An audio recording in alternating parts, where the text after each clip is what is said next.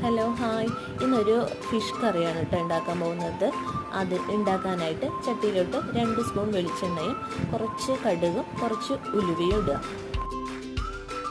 കടുക് പൊട്ടിയ ശേഷം അതിൽ ഒരു പിടി ചെറിയ ഉള്ളിയും 2 പച്ചമുളകും കുറച്ച് കറിവേപ്പിലയിട്ട് നന്നായി ഇളക്കുക.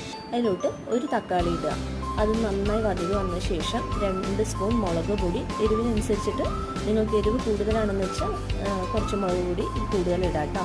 പിന്നെ 2 സ്പൂൺ മല്ലിപ്പൊടി, 1 സ്പൂൺ മഞ്ഞൾപ്പൊടി ഇടുക. അത് നന്നായി ഒന്ന് ഇളക്കിയ ശേഷം അതിലോട്ട് പുളിവെള്ളം ഒഴിച്ചതിന് ശേഷം ആവശ്യത്തിനുള്ള ഉപ്പിട്ട് നന്നായി തിളപ്പിക്കുക. അതിലോട്ട് മീനിടുക. മീനിട്ട ശേഷം അത് വെന്ത് വരുമ്പോൾ അത് ഓഫാക്കുക. അല്ലാന്ന് വെച്ചാൽ നമുക്കതിൽ തേങ്ങ ചേർത്തണമെന്ന് വെച്ചാൽ തേങ്ങ ചേർക്കുക. ഞാനിവിടെ തേങ്ങ പാലാണ് കേട്ടോ ചേർക്കുന്നത്. തേങ്ങാപ്പാൽ ചേർത്തിട്ട് ഒന്ന് തിളച്ച് വരുമ്പോൾ ഗ്യാസ് ഓഫാക്കുക കേട്ടോ. എല്ലാവരും ഒന്ന് ട്രൈ ചെയ്ത് നോക്കണേ.